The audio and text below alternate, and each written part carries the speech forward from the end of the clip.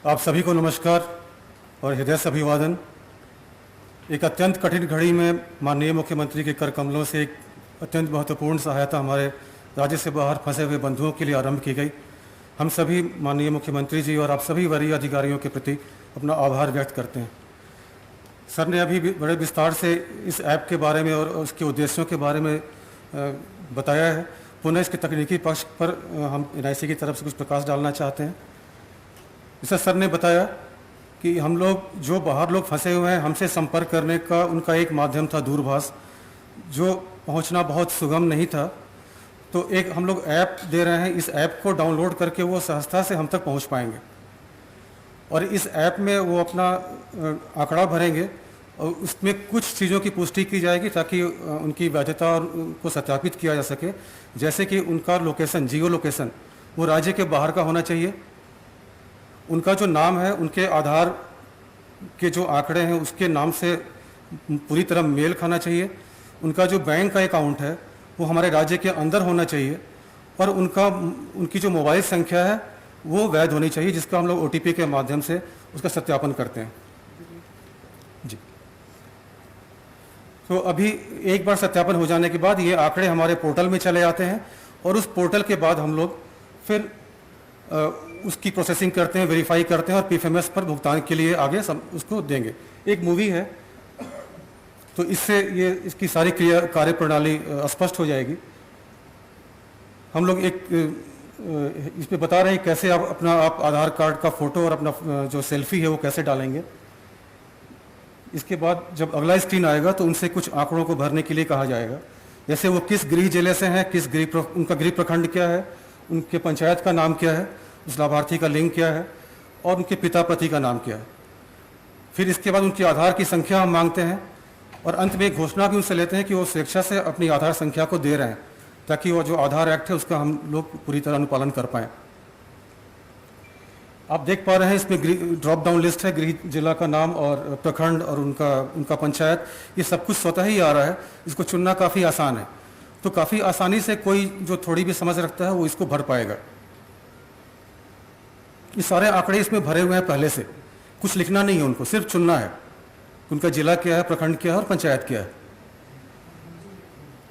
फिर अपना वो नाम डालते हैं।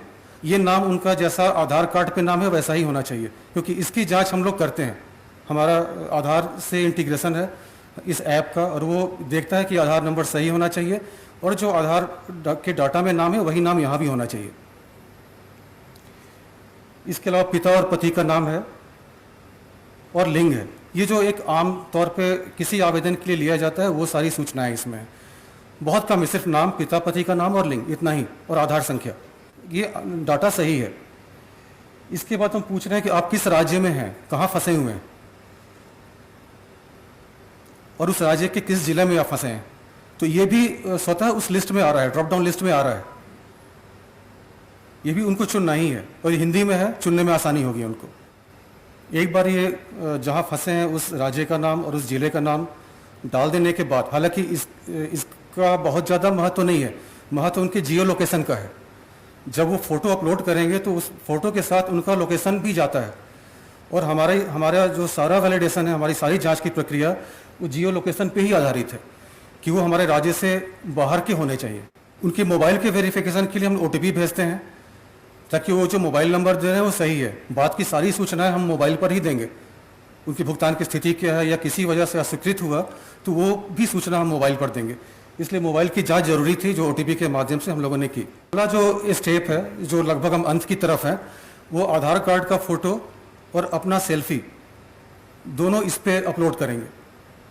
ये आधार कार्ड का फोटो और सेल्फी अपलोड करने का उद्देश्य ये है कि वो वही आदमी आवेदन दे रहा है जिसका आधार है वो। इसके बाद बैंक का अकाउंट है और चूंकि बैंक का IFSC कोड भी हमारे पास मास्टर लिस्ट है, तो हम ये जान पाते हैं कि ये जो बैंक का अकाउंट है हमारे ही राज्य का है। आखिरी प्रक्रिया थी। इसके बाद जैसे ही रजिस्ट्रेशन करते हैं इनसे एक हम लोग घोषणा लेते हैं। ये घोषणा आधार के अधिनियम के अनुसार हमें लेनी है कि हम अपनी आधार संख्या स्वतः दे रहे हैं और जो कुछ जानकारी हमने दी है वो सही है। ये दे देने के बाद इनका पंजीकरण सफल हो जाएगा और वो हमारे पोर्टल में जो अभी COVID-19 help jharkhand.gov.in के नाम से रजिस्टर्ड हुआ है, उसमें डाटा चलाएगा। उसके बाद स्टेट की जो हमारी टीम है उनका काम है उसको वेरीफाई करना और भुगतान के लिए आगे PFMS पोर्टल को समर्पित करना उपरोक्त मेकर चेकर के माध्यम से। तो वो उस प्रक्रिया में उनका काम खत्म हो चुका है जिन्होंने आवेदन किया है। तो ये बहुत ही सहज एक प्रक्रिया है जो हमारे भाई बंधु जो भी बाहर फंसे हुए हैं वो बड़ी आसानी से डाउनलोड करके ऐप को अपना आवेदन समर्पित कर पाएंगे और इस एक बहुत महत्वपूर्ण सहायता इस कठिन घड़ी में उसे ले पाएंगे। यहाँ पर एक बिंदु जो गौर करने का योग्य है कि ये बात आ सकती है कि बहुत लोगों के पास स्मार्टफोन नहीं होता है तो कैसे इसको डाउनलोड करेंगे। जैसे अभी भी हम लोगों को जो फ़ोन्स आ रहे हैं उसमें मैक्सिमम एक आध स्मार्टफोन रहता है और लोग समूह में अभी फंसे हुए हैं। तो अगर किसी एक आदमी के पास भी स्मार्टफोन है तो उस स्मार्टफोन को यूज़ करके कई लोग उसमें अप्लाई कर सकते हैं और अप्लाई करने के समय वो अपना वाला मोबाइल नंबर देंगे, चाहे वो नॉन स्मार्ट हो या स्मार्ट हो, जिसमें कि OTP जाएगा। तो वो मोबाइल किसी का भी यूज़ करेंगे, नंबर अपना देंगे। इसलिए ये कोई बहुत बड़ा प्रश्न नहीं रहेगा कि कैसे इसको यूज़ करेंगे। अब हम लोग इस लॉन्चिंग समारोह के अंतिम पड़ाव की ओर अग्रसर हैं और हम आग्रह करेंगे अपने माननीय मुख्यमंत्री जी का कि जिनके निर्देशन में हम लोगों ने इस ऐप को विकसित किया है कि आप अपने संबोधन से हम लोगों को अनुग्रहित करें। धन्यवाद। आज इस ऐप के माध्यम से हम लोगों का लक्ष्य है कि हफ्ते दिन के अंदर राज्य के बाहर फंसे हुए जितने भी मजदूर हैं, चाहे वो 5 लाख हो, चाहे वो 6 लाख हो, चाहे वो 7 लाख हो, चाहे वो 10 लाख हो, उन सभी तक हम लोग आर्थिक सहायता हमारी पहुंच जाए, ये हम लोगों ने लक्ष्य तय किया। और मुझे लगता है इस विषय पर आज इस कोरोना संक्रमण की जंग में झारखंड सरकार का ये एक प्रवासी व्यक्तियों के लिए, मजदूरों के लिए एक मील का पत्थर साबित होगा, एक महत्वपूर्ण कड़ी साबित होगा। धन्यवाद। माननीय मंत्रीगण श्री रामेश्वर राव जी, श्री चंपई सोरेन जी, सत्यानंद गुप्ता जी एवं श्री बन्ना गुप्ता जी को, जिन्होंने अपना बहुमूल्य समय इस ऐप के लॉन्चिंग समारोह में देकर इसका हम लोग की हौसला अफजाई की। साथ ही मैं धन्यवाद देना चाहूँगा अपने माननीय मुख्य सचिव महोदय का, प्रधान सचिव स्कूली शिक्षा श्री AP सिंह सर का, माननीय मुख्यमंत्री के प्रधान सचिव राजीव रुनिका जी का, जो यहाँ पर उपस्थित होकर हम लोगों को सदैव मार्गदर्शन देते रहे, जिसके बनिस्पत हम लोगों ने पिछले 2-3 दिनों में इस ऐप को डेवलप किया जब लॉकडाउन 2 बढ़ने की बात आई तब।